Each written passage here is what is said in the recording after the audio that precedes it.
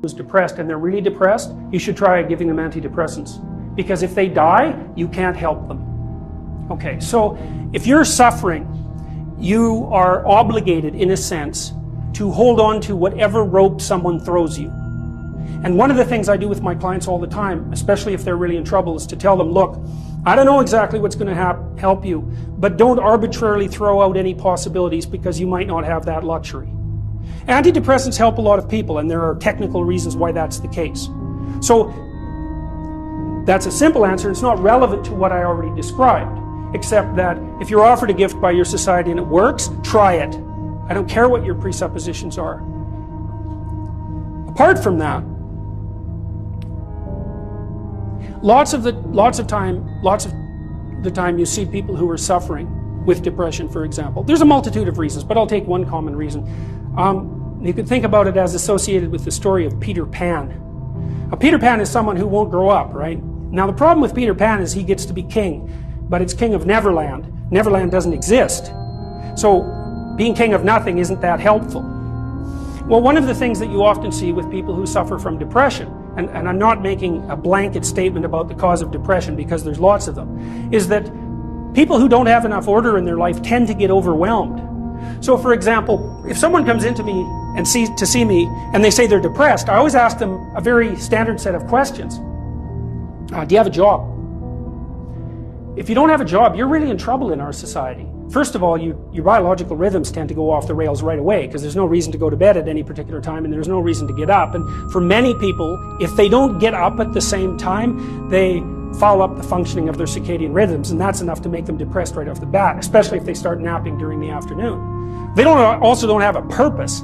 People aren't good without a purpose, and this isn't hypothesizing. We absolutely understand the circuitry that underlies positive emotion. We know how it works. Almost all the positive emotion that any of you are likely to experience in your life will not be a consequence of attaining things. It will be a consequence of seeing that things are working as you proceed towards a goal you value.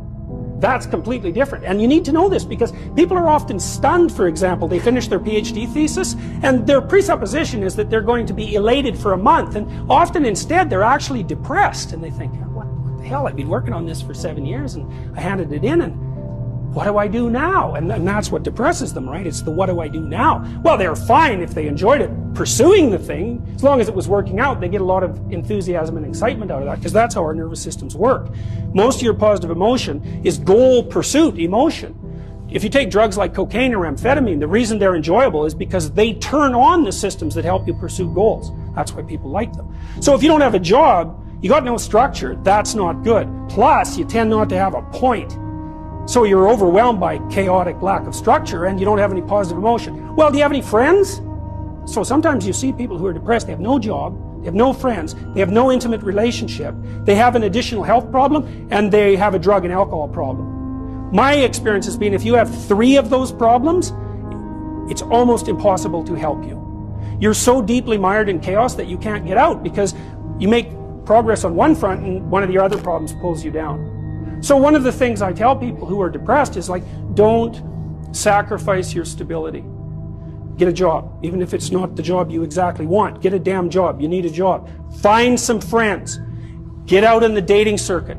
See if you can establish an intimate relationship. Put together some of the foundational items that are like pillars that your life rests on. Well, that's the practical thing to do. So that's one example with regards to depression.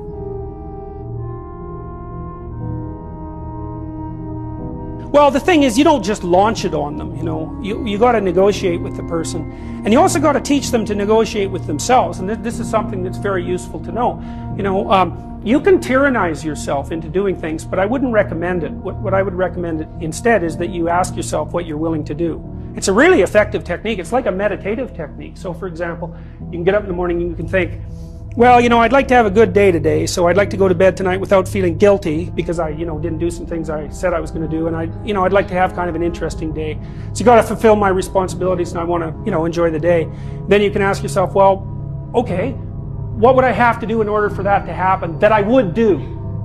And the probability, if you practice this for 3 or 4 days, is your brain will just tell you, it'll say, well, you know, there's that piece of homework that you haven't done for like 3 weeks, you should knock that sucker off because it would only take you 10 minutes and you've been avoiding it and torturing yourself to death for, you know, like 72 hours straight. And if you do that, here's a little interesting thing you can do, and, you know, maybe this is little obligations you should clean up. And so what you do in a situation like that is you teach the person to negotiate with themselves. Say, well, let's figure out what your aims are. You got to have some aims, whatever they are. And they might say, well, I'm so depressed I don't have any aims. And then I say, well, pick the least objectionable of the aims and act it out for a while and see what happens. Because sometimes your emotional systems are so fouled up that you have to pretend, you have to act the thing out before you can start to believe it. I mean, people always assume they have to believe and then act, but sometimes that's true and lots of times it isn't. So the trick, if you're doing therapeutic work with someone and you're helping them establish a structure, is to find out what they'll do. Now, if they want to get better, which is not a given, because there are often payoffs for not getting better. That's basically the payoffs of being a martyr, or maybe the payoffs of doing what your entirely pathological family members want you to do because they actually want you to fail. Assuming you want to get better, there's usually something you can figure out that would constitute a step towards some sort of concrete goal. And my presumption, it's a behavioral presumption fundamentally, is that small accruing gains that repeat are unbelievably powerful. So, you know, this is another thing to know about in your own life. It's something I learned in part from reading the writings of Alexander Solzhenitsyn, who's a great Russian philosopher and novelist. You know, he said, you can look at your life and you can see what isn't right about it. I mean, all you have to do is look. And then you can start to fix that. And the way you fix it is by noticing what you could in fact fix. You know, people are often trying to fix things they can't fix, which I would not recommend, because if you try to fix something you can't fix, you'll just ruin it. Like, you can find all sorts of undergraduates who are perfectly willing to restructure the international economic system, who cannot keep their room clean. And there's actually a gap there, you know, and it's surprising that people don't actually notice. So I would say, if you pay attention, you can see things that you could fix. They yell at you. They really do. We even know how that happens. Let me give you an example, because rooms are full of stories, and the stories have effects on you. So here's a classic experiment. So you take 2 groups of undergraduates, you bring them into your lab, and you give one group a multiple choice test that has a bunch of words in it that are associated with being old, and you give the other group the same multiple choice test, except the words are associated with being young. This is independent of the content of the test. It's just descriptions. And then you time the undergraduates as they walk back to the elevators. The ones who completed the multiple choice test that had more words associated with aging walk slower back to the elevators. And they don't know that. And they don't know they're doing it. And that study's been replicated in various forms many, many times. You're unbelievably sensitive to the story that your environment's telling you. Because your environment is not made out of objects. That's just wrong. Your environment is basically made out of something like tools and obstacles. You're a tool-using creature. You're a tool-perceiving creature. The things you... Like, if I take you out of this room and I say, well, what was in the room? You're not going to say, you know, random patterns in the carpet, because they're real. They're just as good an object as anything else. You're going to say chairs because you can sit on them, and you're going to say handrails because you can hold them. You're going to say stairs because you can walk down them. That's what you see, and that's what you interact with. And if you pay attention to your environment, which is you, by the way, extended, all of your experience is you. It will tell you all the time what you should do. All you have to do is do it. But then you have to decide if you want to do it.